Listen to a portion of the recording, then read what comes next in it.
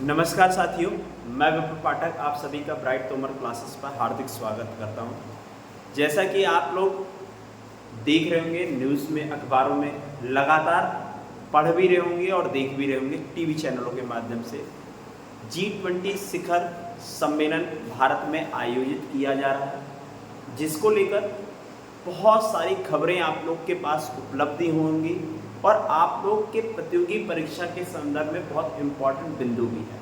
तो ये ध्यान रखिएगा, महत्वपूर्ण ये नहीं है कि आपके प्रतियोगी परीक्षा के विद्यार्थियों के लिए ये शिखर सम्मेलन बहुत ज़्यादा ज़रूरी है। ये उनके लिए भी है जो भारत में रह रहे नागरिक हैं, जो समाज से बहुत ज़्यादा जुड़े हुए हैं, सरकार की हर एक गतिविधियों को बहुत अच्छे तरीके से अध्ययन करते हैं। ये वीडियो उनके लिए भी बहुत ज़रूरी है।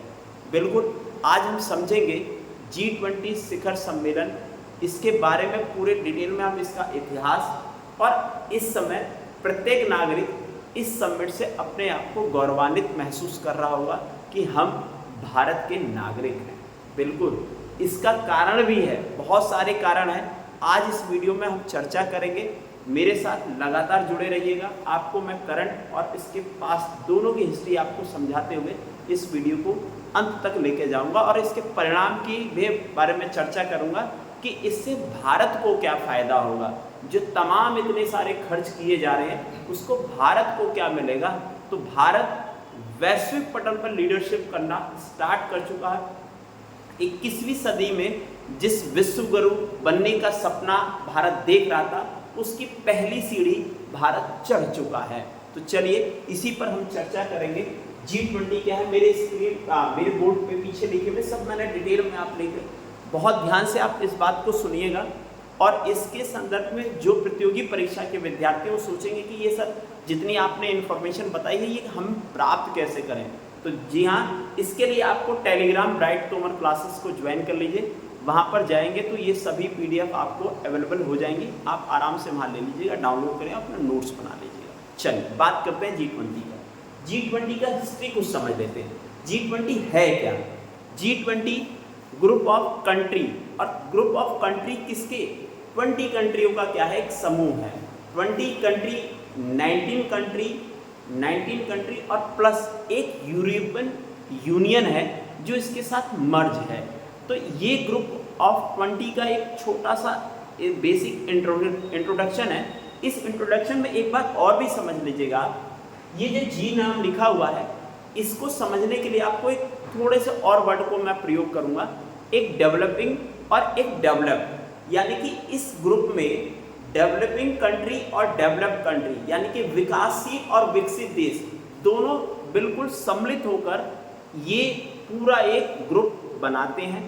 और यही क्या करते हैं ये बात आपको अब इस वीडियो में मैं समझाने जा रहा हूँ। तो सबसे पहले G20 की स्थापना कब हुई? फाउंडेड ईयर अगर पूछा जाए तो 26 सितंबर 1999 यानी कि 1999 में इस ग्रुप G20 को बनाया गया। लेकिन आपको ये बात और भी बता देता हूँ, G20 अब G20 नहीं रहा है। तो G20 नहीं रहा तो सर क्या G20 हो गया, ये आपको अगले स्टेप में आपको समझाऊंगा, लगातार जुड़े रहिए मेरे साथ। तो दूसरा पॉइंट क्या है कि अब G20 का कार्य क्या है, फंक्शन क्या है, वो भी हमें समझना बहुत ज़रूरी है कि G20 के जो समिट होते हैं उसमें जो इसके देश हैं उनको क्या फ़ायदा है, उनकी क्या ऐसी इम्पॉर्टेंट है कि वो इस ग्रुप में शामिल हैं। तो चलिए इसको भी समझने की कोशिश करते हैं। G20 का जो फंक्शन है वो क्या है? ग्लोबल इकोनॉमी यानी कि वैश्विक आर्थिक जो स्थिरता है और जो अस्थिरता है उन दोनों का समायोजन करना और उसको किस तरीके से एक ग्लोबल इकोनॉमी किसी कंट्री को बनाना, ये इसका मुख्य उद्देश्य है। कैसे बनेगा, यही समिट में सभी देशों के राष्ट्राध्यक्ष बैठकर चर्चा करते हैं। दूसरा बिंदु क्या है? दूसरा है इंटरनेशनल फाइनेंशियल स्टेबिलिटी यानी कि अंतर्राष्ट्रीय वित्तीय स्थिरता। यानी कि मैं कहना चाह रहा हूं कि लगातार जो देश एक अपने GDP यानी कि ग्रोस डेवलपमेंट, जो ग्रोस डोमेस्टिक प्रोडक्ट, GDP का मतलब होता है सकल घरेलू उत्पाद, ग्रोस डोमेस्टिक प्रोडक्ट, इसको एक लगातार एक स्टेबिलिटी में बनाए, एक स्थिरता में बनाए रखना, ये अपने आप में चैलेंज है। इसी को एक स्थिर बनाए रखने के लिए ये सभी ग्रुप के कंट्री, उनके राष्ट्राध्यक्ष इस विषय पर भी बात कर और इस पर एक स्थिरता बनाने की कोशिश करते हैं। Next, climate change mitigation. आप देखते होंगे लगातार जलवायु परिवर्तन होते हैं, उसके जो कारण है उसका कारण भी आप जानते होंगे। लगातार विश्व में जो पृथ्वी के भूपटल हैं उन पर ग्रीन गैस हाउस का बड़ा इम्पैक्ट देखा जाता है।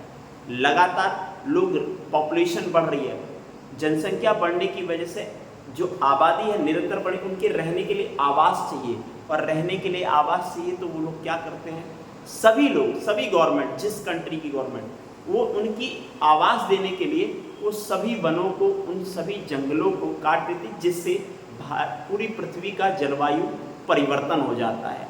अचानक कोई ऐसी घटना होने लगती है, कभी लैंडस्लाइड हो जाता है, भूस्खलन हो जाता है, तमाम सारी ये क्रियाएं होती हैं। उसको कैसे नियंत्रित किया जाए, इस बारे में भी चर्चा G20 समिट में की जाती है। सवाल समझ में आ गया होगा।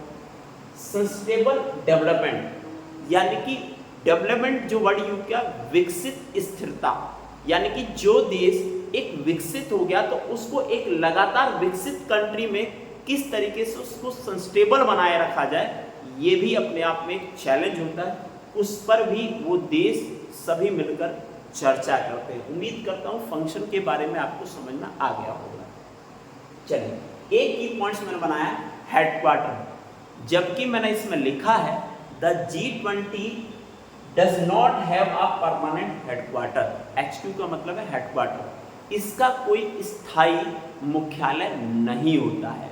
तो सर क्या होता है, इसके जो भी होस्ट करने वाली कंट्री होती है, जिस सिटी में उसको ऑर्गेनाइज किया जाता है, वही उस साल का हेडक्वार्टर मान लिया जाता है। सवाल समझ।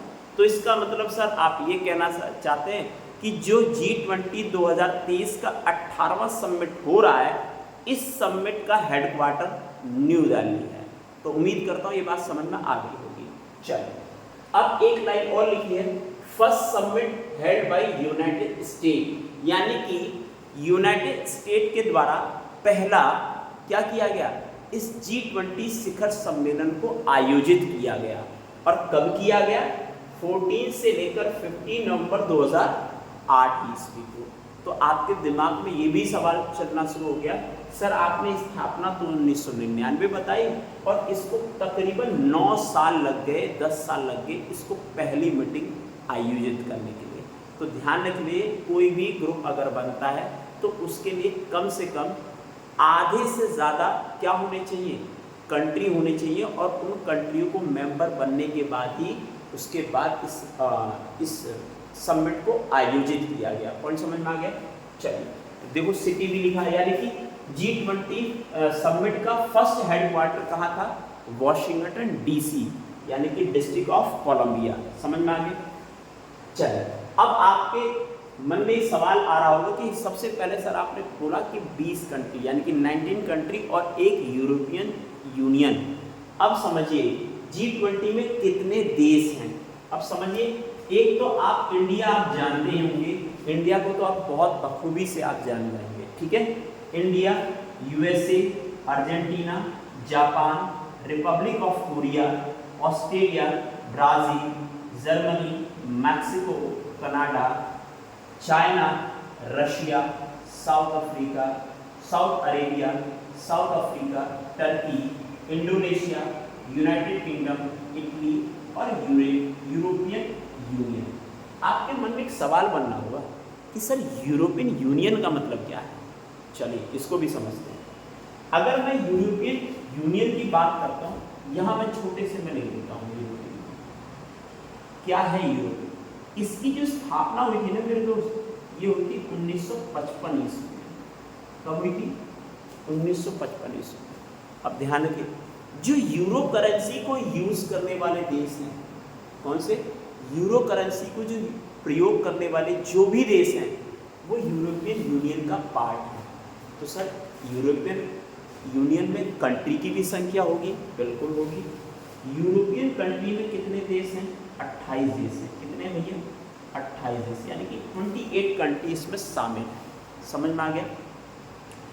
यहां तक आपको उम्मीद करता हूं कि G20 का एक बेसिक इंट्रोडक्शन समझ में आया होगा। और सबसे बड़ी बात आपको मैं बता दूं, जो अब हम चर्चा करेंगे वो चर्चा करेंगे G20 समिट 2023 जो भारत में आयोजित हुआ। आपने सोचा होगा सर ये भारत, अभी तो आप इंडिया की बात कर रहे थे, यहाँ कंट्री में अपने इंडिया लिखा, यहाँ आपने भारत की।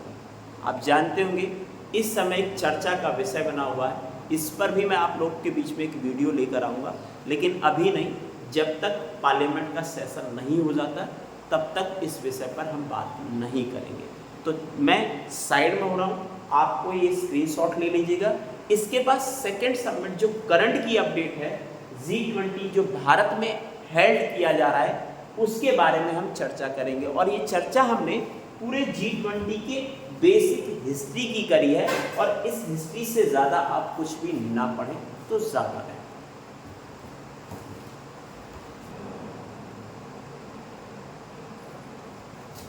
चलिए, आप लोगों ने स्क्रीनशॉट ले लिया होगा, तो आप बात करते हैं G20 2023 जो भारत में नई दिल्ली में आयोजित किया जा रहा है। तो आज इसी पर चर्चा करेंगे, इसी बिंदु पर, कि इसमें कौन कौन से ऐसे विषय हैं जो G20 शिखर सम्मेलन में इन पर डिस्कशन इशू क्या क्या है, कौन कौन से ऐसे मुद्दों पर चर्चा की जा रही है जो यहाँ पर भारत में इस शिखर सम्मेलन में होगी। तो चलिए इस बात को समझने की कोशिश करते हैं। पीछे मैंने अपने स्क्रीन पर इस बोर्ड पर सब कुछ लिख दिया है। मैं मोस्टली हर चीज़ पर आपको थोड़ी थोड़ी बातें डिटेल में समझाता हुआ और आपको आगे तक लेके चलूँगा। चलो, हाँ, एक बात मैंने और भी बोली थी कि आप लोग के मन में ये सवाल आ रहा हो कि G20 जो शिखर सम्मेलन किया जा रहा है इसमें भारत इतने सारे पैसे खर्च कर रहा है, तो इससे भारत को क्या फ़ायदा है। देखिए, भारत को फ़ायदे की बात रही तो भारत दुनिया के वैश्विक मंच पर एक उभरती हुई विकसित देश और डेवलपिंग कंट्री का एक एग्जाम्पल सेट कर रहा है। और दूसरा ये भी है कि भारत में ये आयोजन के बाद भारत इंटरनेशनल प्लेटफॉर्म पे एक बहुत बड़े कंट्री के रूप में देखा जाएगा, और दुनिया के हर देश, और ख़ास तौर पर मैं आपके अपने ही पड़ोसी देश की बात कर रहा हूँ, पाकिस्तान दीवार के पीछे दुपक कर देख रहा है कि भारत कर क्या रहा है। ये भारत में इतनी सारी लाइटें कहाँ से जल रही हैं, अचानक इतनी लाइटें कहाँ से जलने लगी। तो पाकिस्तान का काम यही है, दीवार के पीछे खड़े होकर छुप कर देखने का काम। चलिए, तो बात करते हैं, पाकिस्तान की भी चर्चा करेंगे, थोड़ी सी इसमें पाकिस्तान को भी इन्वॉल्व करेंगे, उसके बाद आपको पूरी डिटेल में समझाता हूँ। पहले तो G20 समिट में डिस्कशन इशू क्या है उन पर हम बात करते हैं, जो 2023 के बहुत महत्वपूर्ण मुद्दे हैं। सबसे पहला मुद्दा है डिजिटल पब्लिक इंफ्रास्ट्रक्चर, यानी कि आपको पता है लोगों को, जो जनता है उनको कैसे जो डिजिटल जो आधुनिक संसाधन है उनको किस तरीके से लोगों को जोड़ा जाए, उनके फायदे किस हद तक उनको पहुंचाया जाए डिजिटल माध्यम से। आपको पता है ऑनलाइन पेमेंट एक सबसे बड़ा एग्जाम्पल है, जो एक तरीके से मनी, जो आपको हार्ड करेंसी जो आप लोग खरीदते हैं, जो यूज़ करते हैं, उसको आप भारत में कम से कम क्या करें, बना पाएँ, और जिससे भारत की आर्थिक व्यवस्था और भी मजबूत हो। क्योंकि पैसा, रुपया बनाने में बड़ा खर्च आता है, उस खर्चे को बचाया जा सकता है डिजिटल मनी के माध्यम से। समझ में आ गया। दूसरा है वर्चुअल डिजिटल असेट्स, यानी कि जो आपकी संपत्तियां हैं उसको किस तरीके से डिजिटल से, यानी कि पूरे आधुनिक जो प्रौद्योगिकी है उसको टेक्नोलॉजी से कैसे जोड़ा जाए, इस विषय पर भी चर्चा होगी। तीसरा है climate finance for developing nation, जो विकासशील राष्ट्र हैं उनमें कैसे भारत, कैसे कोई भी जो फाइनेंस, क्लाइमेट मतलब जलवायु में किस तरीके से वित्त किया जाए जिससे उसकी क्लाइमेट में थोड़ा रिफॉर्म हो, सुधार हो। इस विषय पर भी इस 2023 के समिट में चर्चा होगी। चौथा पॉइंट है रिफॉर्म फॉर डेवलपमेंट बैंक्स, यानी जो विकसित बैंक है, जैसे IMF है, समझ में, वर्ल्ड बैंक है, नाबार्ड है, ये सब इन सभी में किस तरीके से जिस तरीके से आधुनिक भारत और पूरे आधुनिक विश्व का जिस तरीके से जनसंख्या बढ़ रही है उसमें कैसे रिफॉर्म किया जाए जिससे अलग अलग डेवलपिंग कंट्री और डेवलप कंट्री को लोन दिया जा सके, इस विषय पर भी चर्चा होनी है। इंटरनेशनल टैक्सेशन यानी कि अंतर्राष्ट्रीय कराधान, जो सीमा शुल्क के रूप में अन्य देश किसी भी विदेशी करेंसी या विदेशी प्रोडक्ट को जब भारत में आता है तो उससे कर लिया जाता है, उस टैक्सेशन पर भी चर्चा होगी, जिससे भारत में अधिकतर ज़्यादा डिमांडें हैं। डिमांड ज़्यादा है तो हर एक देश चाहता है कि यहाँ पर ज़्यादा इंफ्रास्ट्रक्चर डेवलप किया जाए। बहुत देशों की कंपनियाँ भारत में आकर काम करना चाहती हैं, उसका कारण भी है, यहाँ चीप लेबर मिलता है यानी कि सस्ता मजदूर मिलता है। दूसरा, जो सबसे ज़्यादा रिसोर्सेस हैं वो भी भारत में अच्छे खासे मिल जाते हैं। और तीसरा सबसे बड़ी बात है कि डिमांड भारत में हर एक चीज़ की है। इसको लेकर यहाँ पर इंटरनेशनल टैक्सेशन पर भी चर्चा होगी।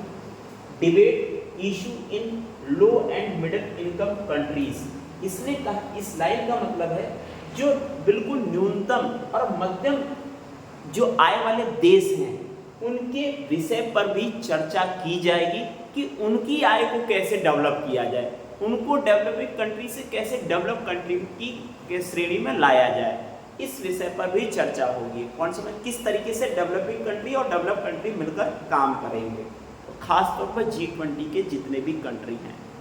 नेक्स्ट पॉइंट है improving financing practice for urban infrastructure, शहरी विनिर्माण में किस तरीके से वृद्धि की जाए और कितना फाइनेंस लगकर, कितना मिनिमम फाइनेंस लगाकर उस शहर को डेवलप किया जा सके। और इसका एग्जाम्पल भारत से बेहतर तो कोई देश नहीं हो सकता। तो चलिए इस पर नेक्स्ट वीडियो पर मैं चर्चा करूंगा कि इसका परिणाम क्या आया। डिस्कशन इशू इतने सारे पॉइंटों पर हुए तो उसमें फाइनली क्या परिणाम आया। और फाइनली आपको मैं एक बात बता देता हूँ, भारत G20 समिट की मीटिंग 1 नवंबर 2022, ध्यान से समझ लीजिएगा, 1 नवंबर 2022 से लेकर 30 नवंबर 2023 तक पूरी G20 समिट की अध्यक्षता करेगा और उसकी मीटिंग ऑर्गेनाइज करेगा। जितनी भी G20 की मीटिंग होगी ना वो सब भारत में होगी, ये बात आप ध्यान रखेंगे। पॉइंट समझ में आ गए। चलिए कुछ लोगों के बारे में आपके प्रतियोगी परीक्षा में प्रश्न पूछे जाते हैं, वो भी मैंने आपके इस बोर्ड पर लिखे। मोटो यानी कि जो लोगो है, जो थीम है हमारा, उसके बारे में बात करेंगे। वसुदेव कुटुंबकम, ठीक है। तो यहाँ पर ये ध्यान रखना है कि वसुदेव का मतलब है सभी देशों को एक साथ लेकर चलना। One earth, one family, one future, ये हमारा मेन लोगो है इस G20 समिट का। समझ में आ गया। वेन्यू क्या है, कहाँ पर है, यानी कि स्थान क्या है, वह है भारत मंडपम। आपके दिमाग में आ रहा है सर वेन्यू जो स्थान है, हमने तो इसका नाम कभी सुना ही नहीं, भारत मंडपम, और दिल्ली में हो रहा है। तो ये भैया वर्तमान में अगर हम बता दें तो ये है प्रगति मैदान, आप सबको पता होगा प्रगति मैदान, ठीक है भैया। उस मैदान में इसको क्या किया जा रहा है, हेल्ड किया जा रहा है, आयोजित किया जा रहा है। पॉइंट समझ में आ गया। अब मैंने कहा है यहाँ पर एक लाइन लिखी है, 8 से 10 सितंबर को इस G20 समिट के जितने भी कंट्री के राष्ट्राध्यक्ष आए हैं उनके 2 दिन की 3 दिन की इन पे समिट पर चर्चा होगी। चर्चा क्या होगी ये मैंने आपके सामने यहाँ डिस्कशन इशू में लिख दिया है। कंट्री कौन कौन से, 19 कंट्री और एक यूरोपियन यूनियन है। और अब 2023 के बाद इसी G20 को अब G21 कहा जाएगा, जो मैंने आपको बताया था कि भारत G20 नहीं रहा, G21 हो गया है। पॉइंट समझ में आ गया। अब G20 19 तो कंट्री है प्लस एक यूरोपियन यूनियन है और एक, अब 2023 में आपसे पूछा जाएगा कि कौन सा यूनियन G20 में जुड़ गया है, तो ध्यान रखिएगा अफ्रीकन यूनियन 2023 में जुड़ा है। तो अब इस 2023 के बाद इसको क्या बोलेंगे हम, G21 बोलेंगे। क्या बोलेंगे, G21। ये भी बात आपको ध्यान रखनी है, क्लियर है। तो अफ्रीकन यूनियन कब जुड़ा, पेपर में जरूर पूछा जाएगा, 2023 में अफ्रीकन यूनियन को G20 समिट में जोड़ लिया गया। चलिए यूनियन के बारे में थोड़ा सा मैंने आपके बारे में यहाँ पर लिखा है, उसको थोड़ा सा देख लीजिए। यूनियन यानी कि यूरोपियन यूनियन और अफ्रीकन यूनियन, यानी कि अब G20 में कितने यूनियन है? 2 यूनियन है, एक यूरोपियन यूनियन और एक अफ्रीकन यूनियन। अफ्रीका कॉन्टिनेंट है, जितने देश हैं, यानी कि अफ्रीकन यूनियन में कितने देश हैं? 55, और यूरोपियन यूनियन में कितने? 28। क्या सर सभी देश के राष्ट्राध्यक्ष सब भाग लेंगे? नहीं, इन दोनों यूनियन के एक हेड होते हैं जिन्हें चेयरपर्सन बोला जाता है। तो यूरोपियन यूनियन के चेयरपर्सन कौन है? चार्ल्स माइकल है। क्या नाम है इनका? Charles Michael. जो यूरोपियन यूनियन के जितने 28 देश हैं उनके संदर्भ में यही अपने 28 देशों की बात रखेंगे। अफ्रीकन यूनियन 55 देश हैं और इस समय भारत में पहुंचे हुए हैं ये दोनों लोग, आज़ादी और शुमानी। ध्यान रखिएगा ये किसके हैं? अफ्रीकन यूनियन के हेड। ये बहुत महत्वपूर्ण विषय है, यानी कि ये G20 समिट होने से भारत में सबसे ज़्यादा इंफ्रास्ट्रक्चर डेवलप होगा, विदेशी कंपनियां निवेश करेंगी, भारत एक वैश्विक पटल पर बहुत उभरती हुई एक कंट्री के रूप में दिखाई देगा। जो डेवलपिंग कंट्री है वो धीरे धीरे इसकी आर्थिक स्थिति, अभी भारत विश्व के मंच पर, आर्थिक मंच पर 5वें नंबर का देश है। आने वाले समय में G20 समिट के बाद ऐसी संभावना व्यक्त की जा रही है कि भारत टॉप 3 या टॉप 2 की श्रेणी में 2026 या 27 तक पहुंच जाएगा। ये भी अपने आप में बहुत बड़ी बात है। चलिए कुछ इनवाइटेड कंट्री हैं। इनवाइटेड कंट्री कौन से हैं उनको देख लीजिएगा। नीदरलैंड, सिंगापुर, स्पेन, संयुक्त अरब अमीरात, ओमान, मॉरिशस और नाइजीरिया। तो अतिथि देश कितने हैं भैया? 9 देश हैं। कितने हैं? 9 कंट्रियों को, ध्यान रखेंगे, 9 देशों को क्या किया गया है? आमंत्रित किया गया है। और 14 अंतर्राष्ट्रीय संगठनों को भी इस G20 समिट में शामिल किया गया है, जैसे कि UN, IMF, WTO, world bank, तमाम यूनेस्को। इस सभी जो इंटरनेशनल ऑर्गेनाइजेशन है उनके जो हेड हैं वो भी भारत में आए होंगे। तो उम्मीद करता हूँ कि पूरे इस G20 समिट के बारे में जितनी बातें बताई हैं वो आपको समझ में आएंगी फैक्चुअल रूप में। नेक्स्ट अगर हम बात करें कुछ समिट जो नेक्स्ट ऑर्गेनाइज करने जानी है, ये 2023 तक तो आपको पता है भारत, लेकिन उससे पीछे वाली घटना भी पता करनी है। अगर मैं ये कहूँ तो ये है 18 नंबर का, यानी कि ये G20 कौन से नंबर का है? 18वें नंबर का आयोजित किया गया है।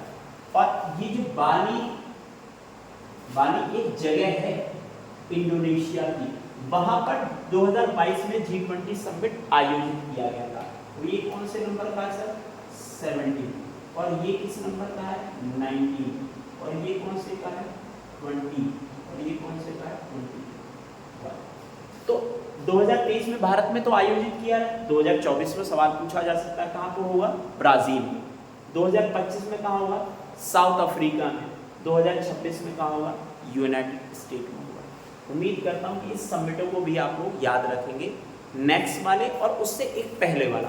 और फर्स्ट समिट मैंने आपको बता ही दिया है कि फर्स्ट समिट 2008 में USA ने आयोजित किया था और वो भी वाशिंगटन DC में। पॉइंट समझ में आ गया? परिणाम क्या है? परिणाम यही है कि G20 समिट जैसे ही भारत में ऑर्गेनाइज करने का बात हुई तो पाकिस्तान की, मैंने कहा था कि पाकिस्तान की ज़रूर चर्चा करूँगा, तो पाकिस्तान देश जो है वो ये सोचने पर मजबूर हो गया था, वही चाइना जो उसके हमेशा फाइनेंशियल से लेकर हर एक स्थिति में उसके साथ खड़ा था, लेकिन जैसे ही G20 की बात आती है तो चाइना, रशिया और अमेरिका जैसे ने इस आयोजन के लिए भारत देश की सहमति प्रदान करी। इसको देखकर पाकिस्तान बिल्कुल भौचक्का हो गया। वही व्यक्ति जो मेरे सुख और दुख में साथ देने वाला चाइना अचानक भारत के पक्ष में कैसे आगे खड़ा हो। तो ये भारत की उभरती हुई ताकत है जिसको देखकर दुनिया के सभी देश और सभी देशों के राष्ट्राध्यक्ष भारत का लोहा मान रहे हैं और इसी तरीके से भारत आगे बढ़ता रहेगा। ऐसी हमारी शुभकामनाएं भी हैं और हम उम्मीद भी करते हैं कि हम भारत के जितने विकास में जितना हम अपना सहयोग कर सकें उतना ही ज़्यादा हो सके। धन्यवाद। सेशन कैसा लगा कमेंट करके ज़रूर बताएं, ठीक है। और बाद में जब मैं थोड़ा सा हट जाऊंगा तो आप लोग स्क्रीनशॉट ले लिया। चैनल को सब्सक्राइब करना बिल्कुल ना भूलें और अपना कमेंट करके ज़रूर राय दें कि आपको वीडियो कैसे लगी। थैंक यू, धन्यवाद। स्क्रीनशॉट जरूर ले लीजिए।